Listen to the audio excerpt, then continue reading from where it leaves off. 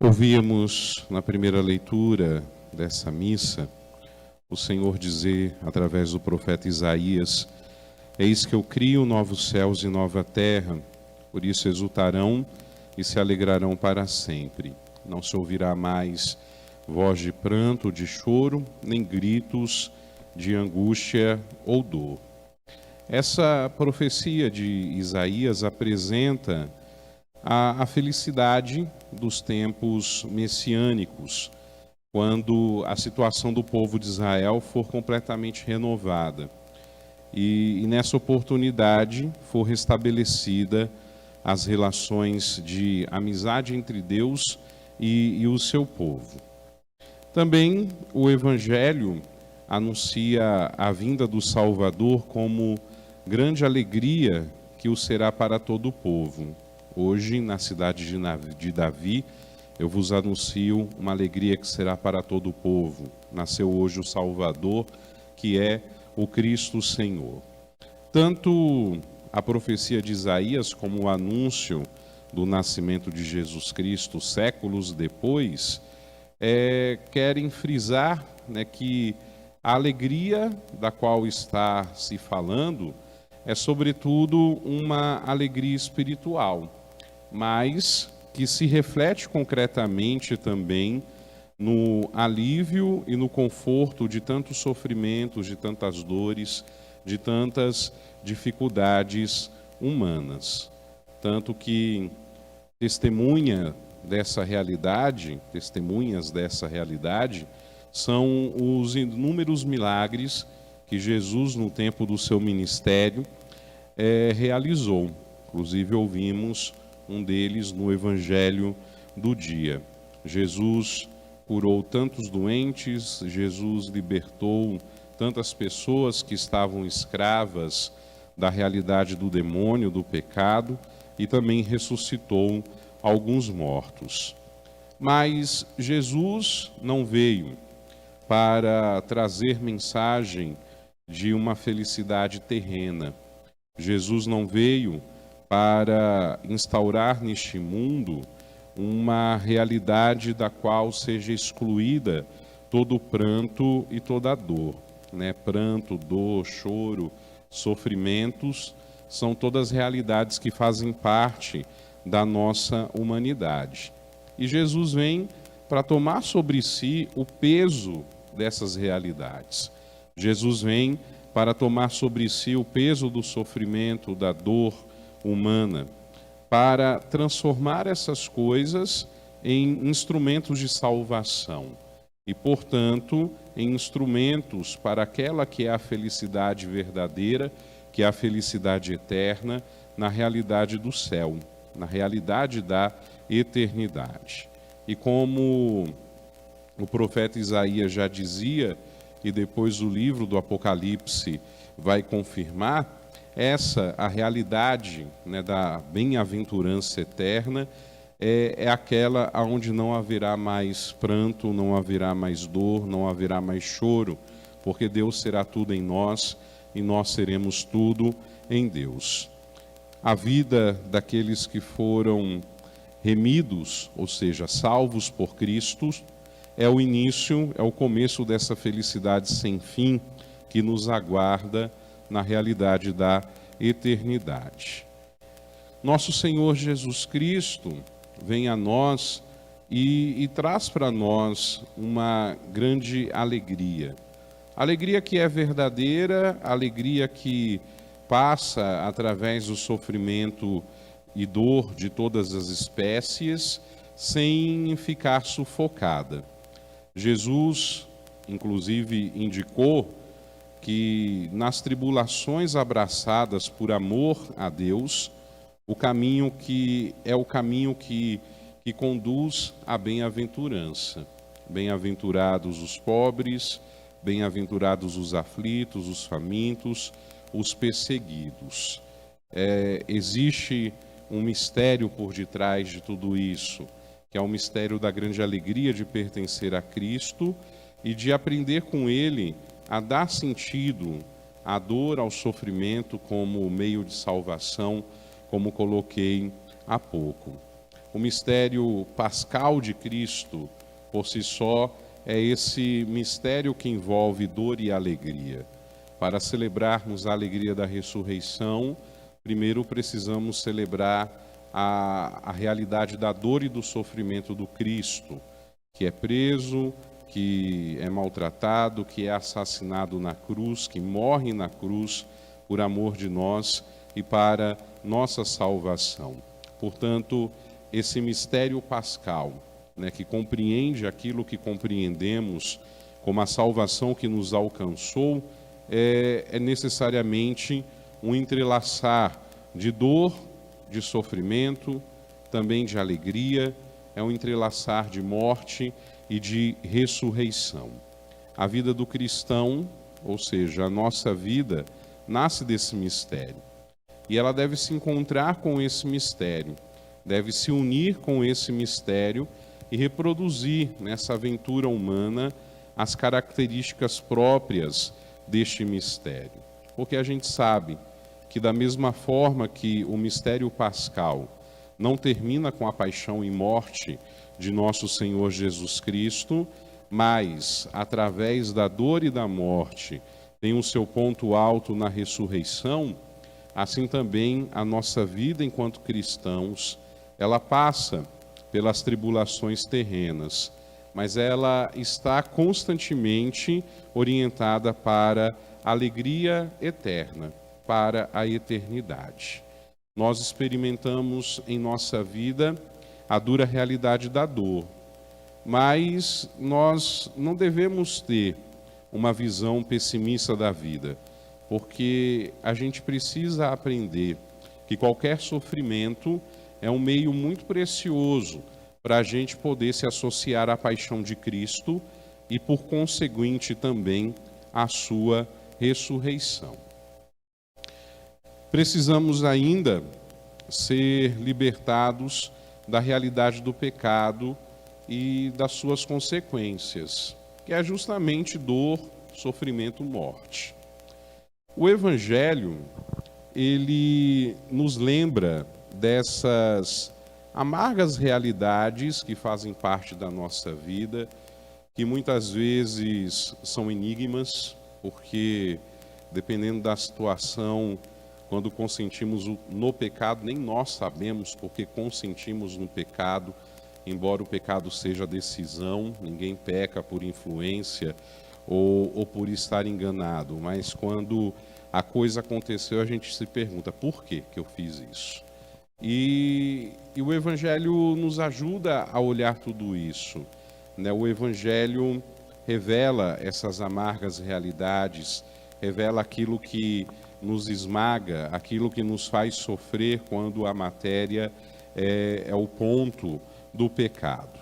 E somente nosso Senhor Jesus Cristo pode iluminar essa realidade, pode nos fazer aceitá-las, não para nos conformarmos com a realidade do pecado, mas para nos livrarmos, e de preferência de um modo definitivo, daquilo que nos impede de sermos todos de Deus, daquilo que nos impede de vivermos de fato uma santidade autêntica nessa vida humana que nós estamos vivendo. É por isso que Ele assume nos seus ombros a responsabilidade dos nossos pecados, não só dos nossos que cremos nele, bem como de toda a humanidade, de toda a raça humana. Jesus assume, inclusive, as consequências destes pecados. E aí, a sua imolação, o seu sacrifício, transformou a dor e a morte, que são heranças da culpa dos nossos primeiros pais, da desobediência de Adão e Eva, em instrumentos de redenção, de salvação. O Concílio Vaticano II afirma que Jesus, sofrendo por nós, ele não só nos deu o exemplo para seguirmos as suas pegadas, mas nos abriu também um caminho. Se a gente percorrer esse caminho, a nossa vida e a nossa morte serão santificadas e adquirirão um novo significado. Isso é ensinamento da nossa igreja. Portanto, não podemos considerar o sofrimento como infelicidade a evitarmos por todos os meios, ou como um acontecimento indesejável a que nós somos submetidos de modo forçado. Não podemos também considerar o sofrimento como o castigo do pecado, mas devemos considerar o sofrimento como nosso Senhor nos ensina, muito mais do que com palavras, mas com o seu próprio exemplo, como meio de salvação, como meio de santificação, porque é meio de comunhão com Ele, o Cristo morto e ressuscitado para salvar a humanidade pecadora. É o sofrimento, essa porta que nos introduz na realidade do mistério pascal do Senhor. É o sofrimento, essa porta que nos leva a viver o mistério pascal do Senhor como paixão e morte. É o sofrimento, o sinal de que nós estamos caminhando também para a realidade da ressurreição. E é impossível a gente participar da ressurreição de Cristo se antes nós não padecermos e morrermos com Ele. Todavia, o sofrimento causa uma certa repugnância no ser humano, porque nós não fomos criados para o sofrimento, mas fomos criados para a felicidade. Mas é bom lembrarmos que quando essas realidades chegam na nossa vida, Deus não despreza os nossos gemidos. Jesus, no tempo que atuou no seu ministério, tecendo para nós o Evangelho, ele jamais excluiu ou deixou de acolher aquelas pessoas atribuladas que recorreram a ele, e todas marcadas pela dor, pelo sofrimento, pela incerteza, pela angústia.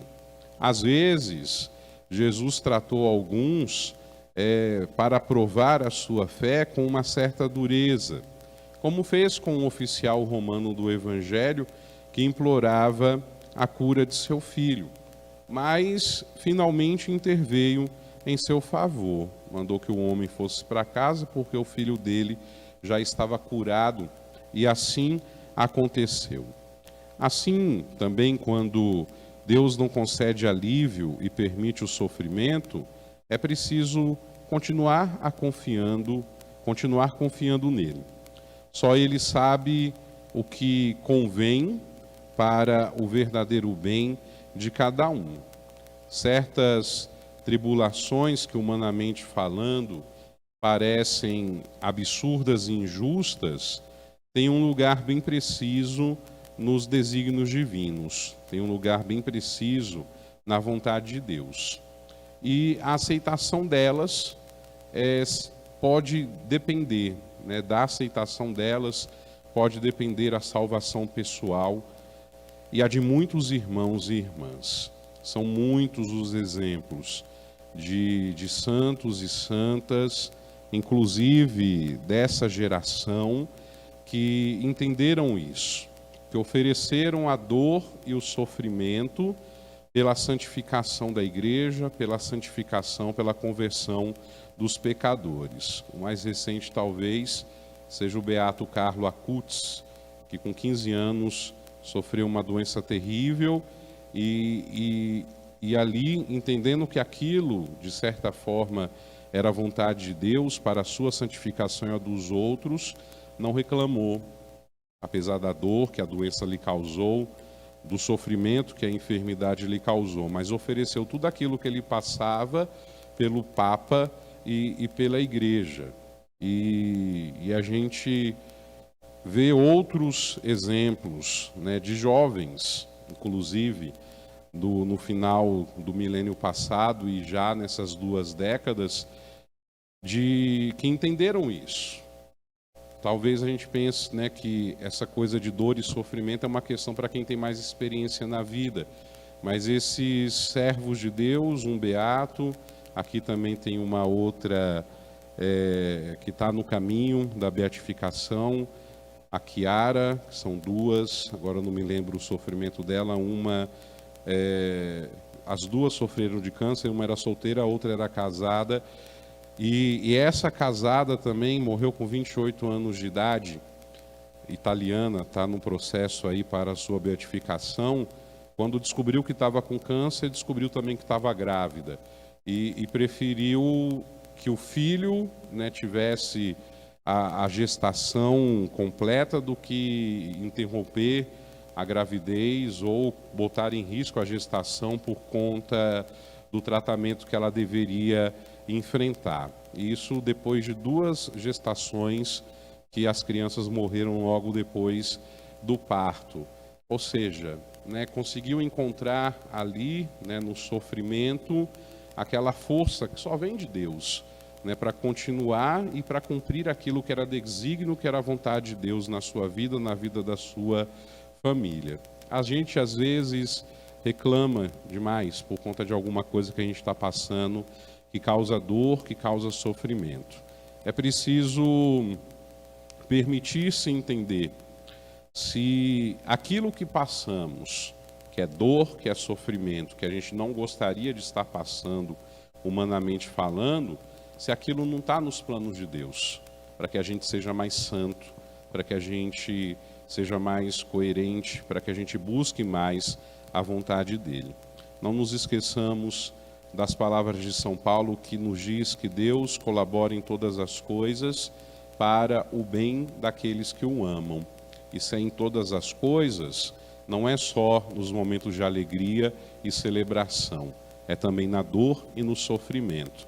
Porque aqui somos estrangeiros, estamos caminhando para a pátria definitiva que é o céu e precisamos aprender que todo movimento da nossa vida, seja ele considerado bom ou não do ponto de vista humano, está colaborando para a nossa salvação, para a nossa santificação, porque Deus é aquele que sempre está no controle de todas as coisas. Colocamos assim no altar a nossa vida, as nossas dores, os nossos sofrimentos, as nossas alegrias, juntamente com o pão e o vinho que nós apresentamos a Deus e que se tornarão corpo e sangue de Jesus para nós, para que a gente seja, como a Eucaristia é, oferta a Deus, né, de sacrifício, de